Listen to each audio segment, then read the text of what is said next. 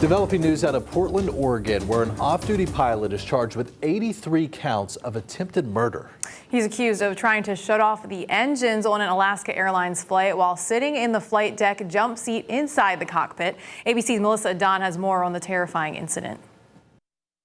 A frightening moment aboard an Alaska Airlines flight with 84 passengers and crew on board when authorities say an off-duty pilot tried to turn off the engine. Authorities arresting Joseph Emerson, who they accuse of sitting in the flight deck jump seat, which is in the plane's cockpit, and unsuccessfully attempted to disrupt the operation of the engines.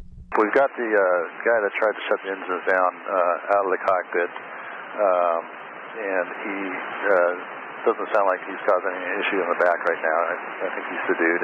The plane was scheduled to fly from Everett, Washington to San Francisco, but diverted late Sunday to Portland following a credible security threat related to an authorized occupant in the flight deck jump seat. Alaska Airlines says the captain and first officer quickly responded and that the engine power was not lost. The flight crew, the captain and the first officer, stopped him from doing that, got him tied up and taken out of the cockpit in one form or another, and then landed the airplane safely. The off-duty pilot was booked on 167 charges, 83 counts of attempted murder in the first degree, 83 counts of recklessly endangering another person, and 1 count of endangering an aircraft in the first degree. The T-handle, which is what this individual tried to pull on each engine, actually turns the engine off and prepares it for a fire extinguisher. But you can get them back on by pushing it in, but you've got to go through a relight procedure. The problem is, at high altitude, you can get the engines restarted. At low altitude, there could be a fatal result.